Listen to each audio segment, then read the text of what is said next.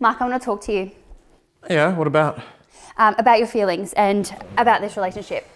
See, I've been feeling really disconnected during sex, so I want to know how you're feeling. Like, are you feeling disconnected? I guess. I guess. What is that supposed to mean? You either are or you aren't. And another thing, when you get home from work, it's like you don't even want to talk to me, and that really upsets me. I'm just like, I don't know, I'm really tired after Yeah, work. but are you feeling disconnected? I mean, like, how would you feel if I was just too busy every time you wanted love? Babe, I can't talk about this right now. Can we talk about this tomorrow? No, we're not going to talk about it tomorrow. We're going to talk about it right now. Just tell me how you're feeling. I can't deal with this right now, all right? I'm going to bed. No, can we just talk to me right now? I mean, tell me how you're feeling. No, just leave me alone. I can't deal with this hysteria. Do you not care about this relationship at all? I mean, I guess I know you don't. You don't give a shit. Hands up if you're a little bit familiar with that situation. Put your hands up right now. If you've experienced that or anything like it, you'll know how difficult it can be to get a man to share his frickin' feelings.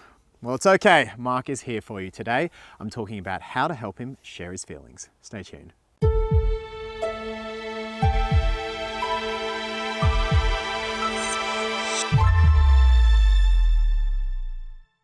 How do you help him open up and share his friggin' feelings? That's what we're talking about today.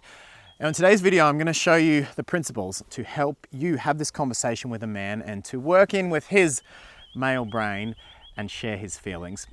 But first, I just want to talk briefly about why is it that men seem to suck so much, so often, at sharing their feelings? Well, there's a few factors playing a part here.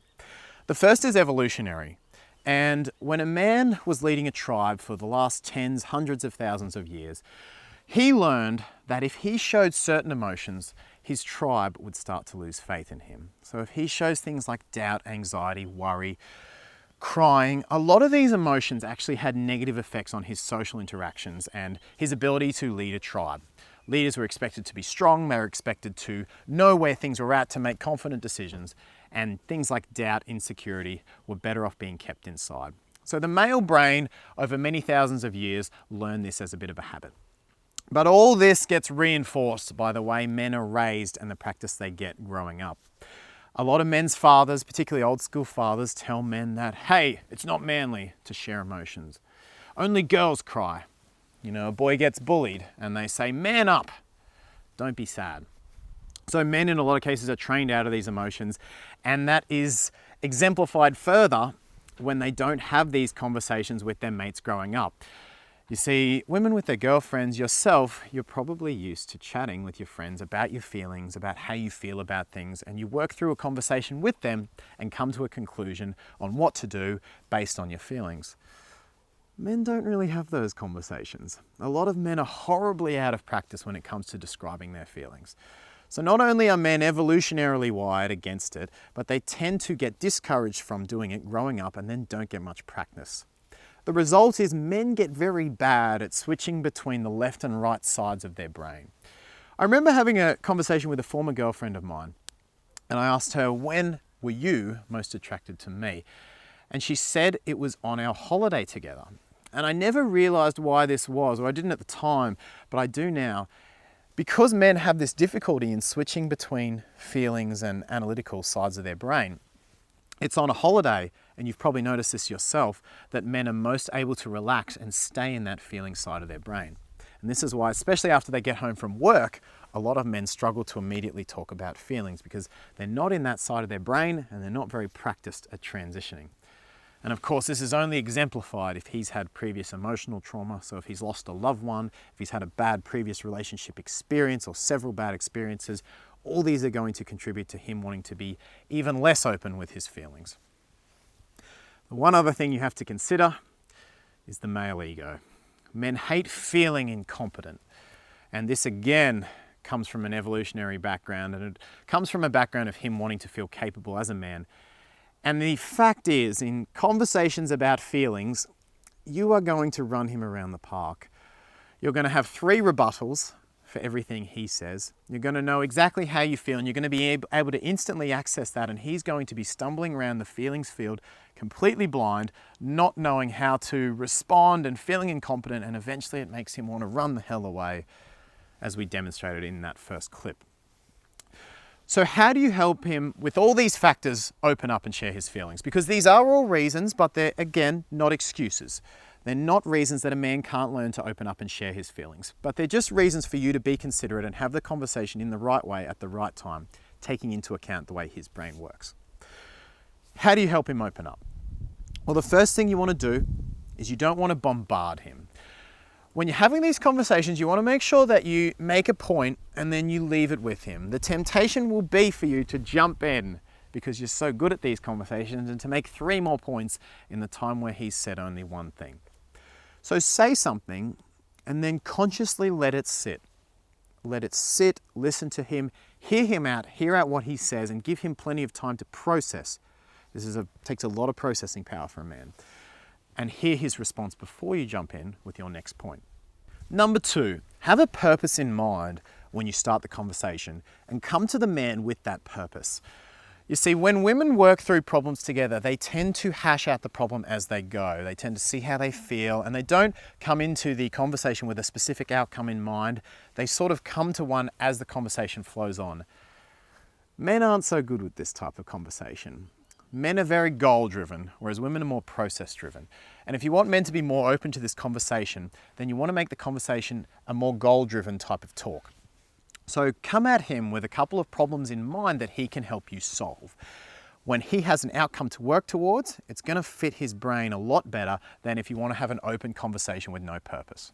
Number 3 is don't let him relieve himself through sex.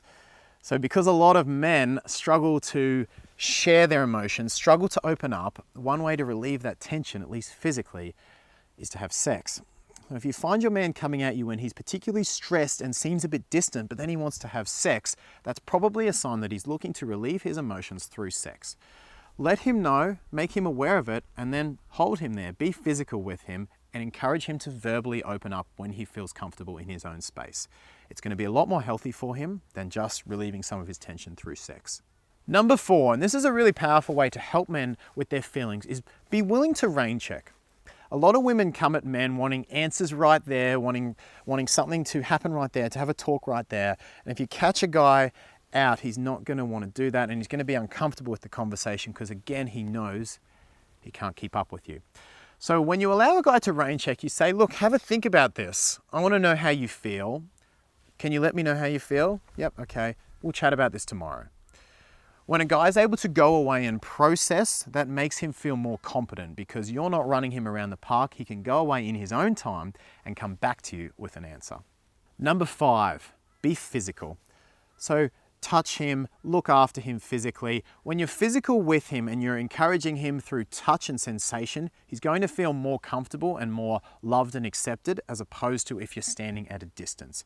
Remember, he does want to feel connected to you, he just doesn't want to feel completely overwhelmed by you. So when you're touching him and reassuring him, it's going to make him feel more comfortable in the conversation.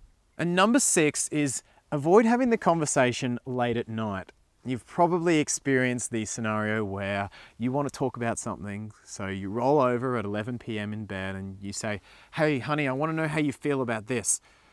And the only response you get is a big groan and him not wanting to talk about it. You have to remember, empathize with the fact that this conversation takes a hell of a lot of processing power for most men. It's like him coming to you with a hugely analytical problem that you're not in the headspace for at that time of night. You just don't want to deal with it then, right? It's the same with him and conversations about feelings. Now, if he's avoiding the conversation altogether at all different times of the day, that's another story and that's something else you have to deal with.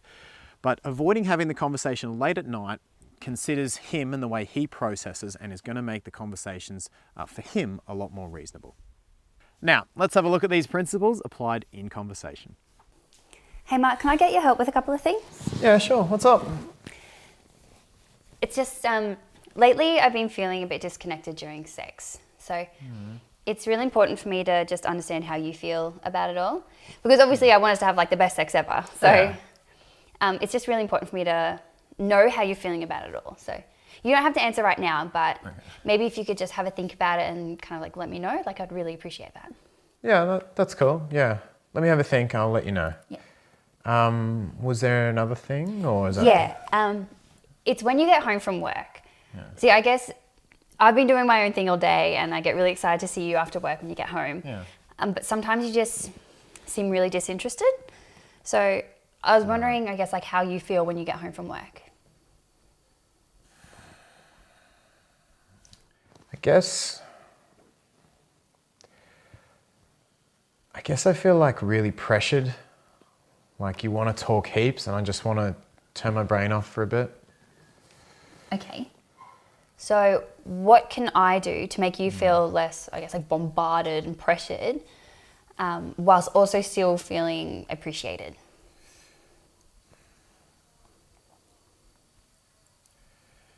Maybe like when I get home, we like kiss and stuff, but then I just take, say, 30 minutes time just to myself, just to unwind and stop thinking about the day and stuff. Okay. And then like we could do stuff after that. All right, how about this then? I give you a full hour. You just take the whole time, relax, unwind, do whatever you need to do in that time. And then after that, we have like half an hour where it's just us time. Does that sound good? Yeah. Actually, yeah, I think that would be really good. Yeah. Okay. And you'll let me know about the sex thing. Yeah, I'll let you know about that. I'll have a think. Okay, sounds good. Well, that's it. That's how to have the conversation, and that's how to help a guy share his feelings.